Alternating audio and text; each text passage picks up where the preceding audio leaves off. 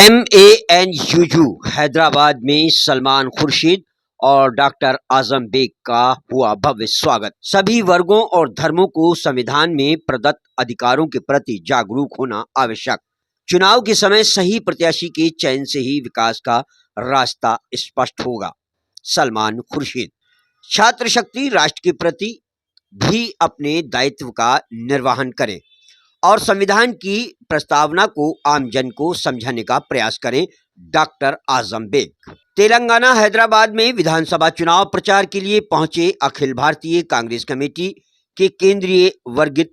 समिति के वरिष्ठ सदस्य और पूर्व केंद्रीय मंत्री भारत सरकार सलमान खुर्शीद और राजस्थान प्रदेश कांग्रेस कमेटी के महासचिव तथा अलीगढ़ मुस्लिम विश्वविद्यालय छात्र संघ के पूर्व अध्यक्ष डॉक्टर आजम बेग का आज मौलाना आजाद नेशनल उर्दू यूनिवर्सिटी गच्चीवाली हैदराबाद में छात्र संघ की ओर से सम्मान समारोह और संवाद कार्यक्रम का आयोजन किया गया।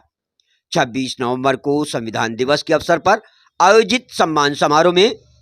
छात्र संघ अध्यक्ष मतीन खान द्वारा स्वागत भाषण के बाद अपने संबोधन में डॉक्टर आजम बेग ने छात्र छात्राओं को संबोधित करते हुए कहा कि हमें समय की आवश्यकताओं के अनुरूप पाठ्यक्रमों का चयन करके लक्ष्य की प्राप्ति और देश, समाज और संविधान के प्रति अपने दायित्व के निर्वहन के लिए समर्पित होना चाहिए। समय पर सही निर्णय लेना और संविधान की प्रस्तावना को समझकर संविधान में प्रदत्त अधिकारों के अनुरूप राष्ट्र के विकास में अपने दायित्व का निर्वहन करना भी हमारी प्राथमिकता होनी चाहिए। डॉक्टर आजम बेग ने MIM पर निशाना साधते हुए कहा कि जब हम सांप्रदायिकता और धार्मिकता के नाम पर कुछ राजनीतिक दलों की आलोचना करते हैं तो हमें अपने उन राजनेताओं को भी सबक सिखाना चाहिए जो वर्ग और धर्म विशेष की राजनीति करके मात्र ध्रुवीकरण का काम करते हैं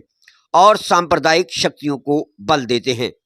मुख्य अतिथि के रूप में छात्र छात्राओं को संबोधित करते हुए सलमान खुर्शीद ने संविधान में सभी धर्मों जातियों को दिए गए विशेष अधिकारों पर चर्चा करते हुए खुद भी जागरूक रहने और समाज को भी जागरूक करने का आह्वान करते हुए कहा कि आज देश के जो हालात बने हैं इससे पहले शायद ही कभी इतना नाजुक समय आया हो। सत्ता मात्र की प्राप्ति के लिए झूठ और नफरत को जिस तरह परोसा जा रहा है और संविधान को दरकिनार करके देश के उच्च पदों पर बैठे सत्ताधारी आम नागरिकों के अधिकारों का हनन कर रहे हैं और प्रताड़ित कर रहे हैं, ऐसा इससे पहले कभी नहीं था। विश्वविद्यालयों में और महाविद्यालयों में अध्ययनरत छात्र शक्ति को राजनीति के इस ध्रुवीकरण को रोकने और युवा शक्ति को आगे बढ़कर राष्ट्र निर्माण में अपनी भूमिका का निर्वहन करने की आवश्यकता है। बिहार से कांग्रेस के वरिष्ठ नेता और CLP लीडर मोहम्मद शकील, तेलंगाना महिला कांग्रेस की वरिष्ठ नेता और महिला शक्तिकरण की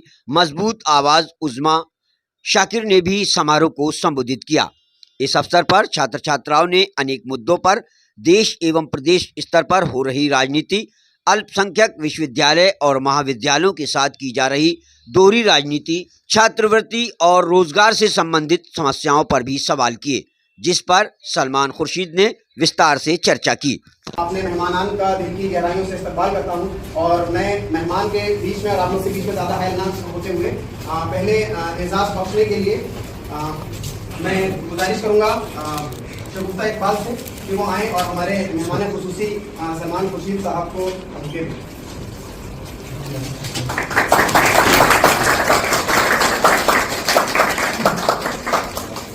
इसके बाद मैं गुजारिश करूंगा हमारे ट्रेजरर अल्ताफ के कि वो आए और आजम बेग साहब को जो है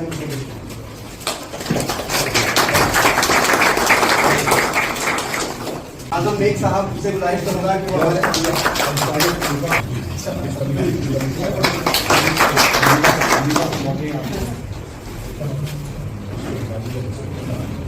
अब मैं निहायत अदब और एहतराम के साथ हमारे मेहमान ने अजीज आजम बेग साहब से गुजारिश करूंगा कि हमारे सामने अपने दिल के ख्यालात के साथ करें। आप लोग जोरदार तालियों से माननीय स्टूडेंट यूनियन के सभी ऑनरेबल मेंबर्स का, स्टूडेंट यूनियन के सभी पदाधिकारियों का, स्टूडेंट यूनियन के ऑनरेबल प्रेसिडेंट मतीन जी हमारे बीच बहुत ही इंटेशनिस्ट और तजुर्बाकार डिफरेंट इशूज़ पर भाई राजेंद्र जी जो भी अभी अमेरिका से पढ़ा रहे हैं आज ही हम सबके लिए यहाँ पर मौजूद महिला सशक्तिकरण के रूप में आपके तेलंगाना में बहुत ही एक्टिव माइनॉरिटी डिपार्टमेंट की महिला लीडर मोहतरमा उस्मा शाकिर जी और हम सब के महबूब और मुश्किल रहनुमा, हिंदुस्तान की सियासत में कई दहाइयों तक माननीय मंत्री महोदय के रूप में, केंद्रीय मंत्री के रूप में, कानून मंत्री के रूप में, माइनॉरिटी डिपार्टमेंट के मंत्री के रूप में हिंदुस्तान को दुनिया के मुख्तलिफ मुल्कों में रिप्रेजेंट कर चुके इज्जत माफ खाली जनाब सलमान खुर्शीद साहब, जोरदार तारीफ। चुनाव का समय है, इस वक्त आपसे मुझे कोई बहुत ज्यादा डिस्कशन नहीं करना है। मैं 1992-93 में इत्तेफाक से अलीगढ़ मुस्लिम यूनिवर्सिटी स्टूडेंट्स यूनियन में उस वक्त यूनियन का प्रेसिडेंट बना था जब 14 स्टूडेंट्स राजस्थान से हुआ करते थे 40,000 स्टूडेंट्स में, और हमारे बहुत सारे स्टूडेंट ये मेरे बाद में अलीगढ़ यूनिवर्सिटी स्टूडेंट यूनियन के कैबिनेट मेंबर भी रहे हैं टीम, जो इस वक्त आपकी यूनिवर्सिटी के यूनियन के प्रेसिडेंट हैं। आप तमाम की मौजूदगी में मैं चाहूंगा कि टीम के लिए जो एक युवा लीडर है आप जोरदार तालियां बजाएं। हमारे छोटी सी दरखास्त पर आपको जब ये पता चला कि हम लोग आज हैदराबाद तेलंगाना के इलेक्शन में यहाँ पर मौजूद हैं, आपने और फरहान अजमल ने हमसे ये दरखास्त की कि थोड़ी देर के लिए सही आप सलमान खुर्शीद साहब थोड़ी देर के लिए यहाँ पर तशरीफ लाएं। सब कुछ आपका ये कैंपस देखकर पहली बार ऐसा लगा कि यहाँ पर आप थोड़ी देर में इतनी बड़ी तादाद में सब इकट्ठा हो गए। मोहतरम सलमान खुर्शीद साहब ने भी हमारी दरखास्त कबूल की कि हम आपके बीच हाजिर हो सकें। इसके बाद चूंकि 2-3 मीटिंग्स ऑनरेबल सलमान खुर्शीद साहब के साथ 2-3 जगह पर हैं, मोहतरम अजहरुद्दीन साहब के लिए, मोहतरम फिरोज साहब के लिए, और भी तलत नगर में वो हमारे सनत नगर में एक बड़ी मीटिंग है जहाँ पर आपको तशरीफ ले जाना है। मुझे आपसे सिर्फ एक बात याद करनी है कि हम स्टूडेंट अपनी एजुकेशन के ज़माने में बहुत सारे इश्यूज पर डिस्कशन करते हैं, किताबें पढ़ते हैं, स्टूडेंट से मिलते हैं, लेकिन पता नहीं क्यों वो जो एक कंट्री के ताल्लुक से हमारा दायित्व बनता है, मुल्क की जिम्मेदारियां जो हमारे ऊपर आगे आने वाली होती हैं, उनसे किताबों की मुहिम में, मेहनत में इतने हम खो जाते हैं कि उससे हम अपना ताल्लुक कम रख पाते हैं। वो सारे स्टूडेंट जो दूसरी यूनिवर्सिटीज में पढ़कर के अपने आप को मुल्क के प्रति तैयार करते हैं, हम अपनी यूनिवर्सिटीज में, जिसमें मुस्लिम यूनिवर्सिटी अलीगढ़ भी आती है, बानू भी आती है, जामिया उस्मानिया भी आती है, जामिया मिलिया भी आती है, हम लोग मुल्क के ताल्लुक से अपनी जिम्मेदारियों को तय करें कि आखिर क्या हम लोगों की भी कुछ जिम्मेदारियां हैं जो मौजूदा हालात चल रहे हैं और उन हालात में हम अपने आप को कहाँ पाते हैं। मेरी आप लोगों से यह दरखास्त है कि मौलाना आजाद नेशनल उर्दू यूनिवर्सिटी हिंदुस्तान में अपना एक मकाम रखती है। आपने अपने जबान और अदब को बचाने के लिए डिफरेंट कोर्सेज में यहाँ पर एडमिशन लेकर के अपने आप को किसी काबिल बनाने का तहैया किया है, लेकिन इस मुल्क की मौजूदा सूरत हाल में हिंदुस्तान कहाँ जा रहा है, हमारी और आपकी क्या जिम्मेदारियां हैं, इस पर भी हमको सोचना पड़ेगा। नफरत के इस माहौल में जहाँ पूरा देश परेशान है, किसान परेशान है, युवा बेरोजगार परेशान है, महिलाएं परेशान है, इस कदर